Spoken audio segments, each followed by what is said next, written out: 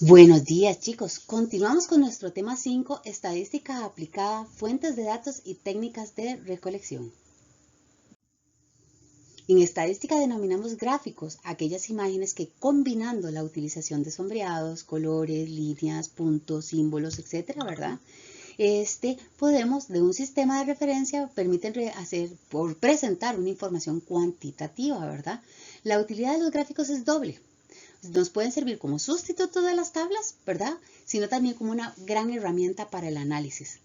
En este caso de los datos, ¿verdad? ¿Por qué? Porque es más efectivo, es más representativo que estar viendo un cuadro con un montón de números que en muchos de los casos uno dice, ok, ¿a qué se refiere con eso?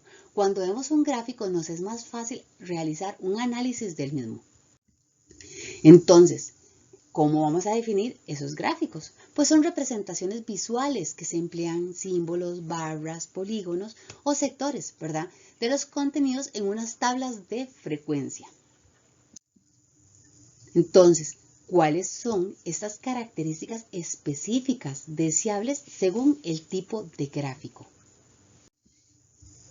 Tenemos gráficos de barras, ¿verdad? Que son una herramienta excelente para presentar o comparar varios conjuntos de datos, ¿verdad? Generalmente ellos se utilizan para comparar magnitudes, para realizar una evolución en el tiempo de una determinada magnitud, para realizar la comparación de la evolución en el tiempo de varias categorías, ¿verdad? Estas se pueden usar también para la mezcla de dos utilidades. En este caso podemos ver aquí un gráfico de barras sobre los estudiantes que aprobaron el grado sexto, ¿verdad? En un colegio determinado del 2006 al 2009. Entonces tenemos tres categorías, ¿verdad? Los que iban semipresenciales, los que iban nocturnos y los que iban diurnos, ¿verdad? Y pues es el análisis que nos brinda esta gráfica.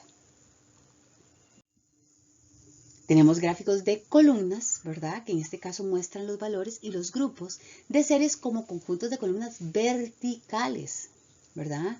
Agrupadas por categoría. En este caso, los valores se representan por el alto de las columnas con relación al eje Y. Las etiquetas de las categorías aparecen en el eje X, ¿verdad? En este caso, estos gráficos suelen utilizarse para comparar valores de categorías, como este que vemos aquí. Son ventas, ¿verdad?, de productos en una empresa agrícola, ¿verdad?, en este caso. Entonces, van a analizar, ¿verdad?, los 4 periodos del año de la venta de estos productos. Tenemos la yuca, la papa y el plátano. Entonces, ahí automáticamente, ¿verdad?, según los datos que nosotros logramos recaudar, esa es la gráfica que nos va dando. Entonces, por ejemplo, en el primer trimestre nos habla que se vendió un 20% de yuca, un 30% de papa y un aproximado de 45% de plátano.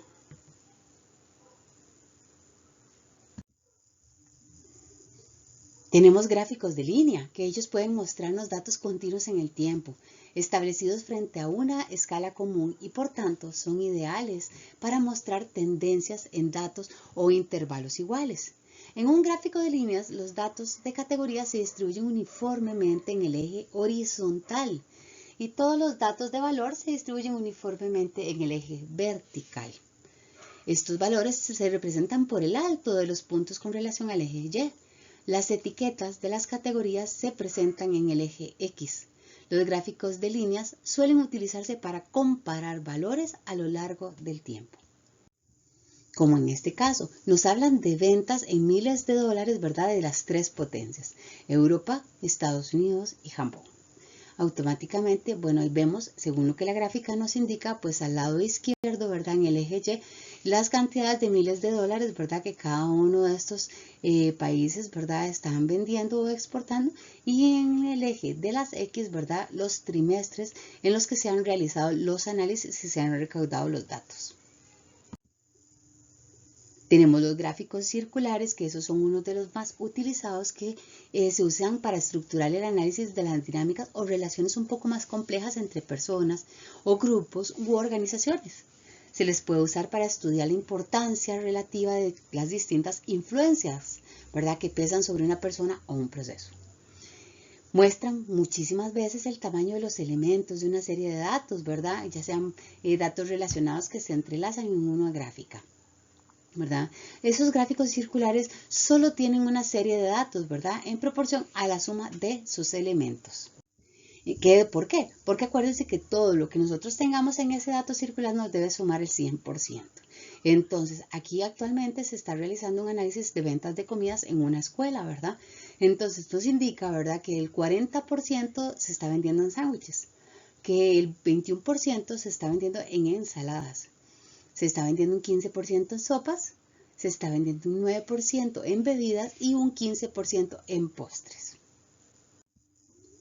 Ahí les dejo otro video que también les puede ayudar a reforzar la información, inclusive cómo se hacen las gráficas también y cómo podríamos representarlas. Para información general hablaremos un poquito sobre los pictogramas, que son tipos de gráficos igual, ¿verdad?, que los anteriores, solo que se representan mediante dibujos. Estos representan frecuencias relativas o absolutas de una variable, ¿verdad? Lo que hacen es que comparan las frecuencias entre diferentes categorías o periodos de tiempo. Entonces, en este caso estamos hablando sobre habitantes en 4 poblados. Hay varios tipos de pictogramas. Tenemos el de barras, que viene a ser como el que vimos anteriormente, solo que acuérdense que aquí lo representamos con dibujos, ¿verdad? Entonces, estos dibujos o símbolos de longitud proporcional a la frecuencia de cada categoría. Aquí hablamos sobre el número de árboles por explotación agrícola, ¿verdad? Entonces ahí nos dice cada una de las granjas de exportación y el nivel de árboles que están explotando. Tenemos un gráfico de dibujos, ¿verdad?, que donde cada uno de los dibujos o símbolos equivale a ciertas unidades de frecuencia relativa o absoluta. Cuantos más dibujos haya en cada categoría, mayor será la frecuencia. Entonces aquí tenemos alumnos suspendidos en matemáticas. Tenemos gráficos de áreas, ¿verdad?, que varía según el tamaño proporcional de la frecuencia. Cuanto mayor sea el área del dibujo, mayor será la frecuencia o cantidad.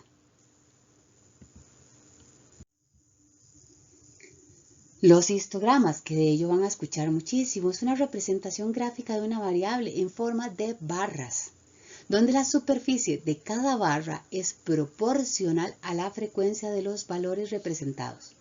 En este caso, el eje vertical se representan las frecuencias y en el eje horizontal los valores de las variables, normalmente señalando las marcas de clase, es decir, la mitad de intervalo en la que están agrupados los datos.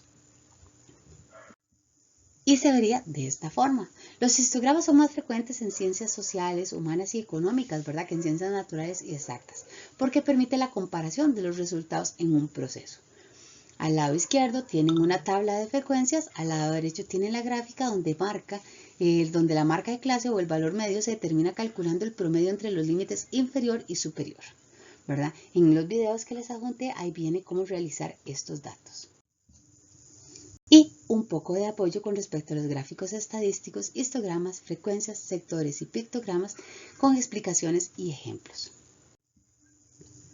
Entonces, recordamos, en semana 4 tenemos que revisar las presentaciones, conceptos claves de estadística y fases de la investigación estadística, ver los videos, técnicas de muestreo y generación de números aleatorios en Excel para muestreos, que es parte del caso 1, empezar a solucionar el caso 1 y dejar sus dudas en el foro de dudas o en el grupo que hemos creado para esto. Acuérdense, chicos, que es importante no dejarlo para el final, sino irlo trabajando poco a poco. Traten de ir desarrollando cada uno de los casos punto a punto. En semana 5 revisamos la presentación, medidas de tendencia y variación. Revisamos el documento titulado Métodos de representación de información y vamos a ver los videos Uso de Excel para cálculo de medidas de tendencia y variación, gráficos básicos en Excel y la lectura de un histograma. En este caso, ya para la semana 5, el domingo, debemos entregar el caso 1, estadística aplicada en el campus virtual como corresponde.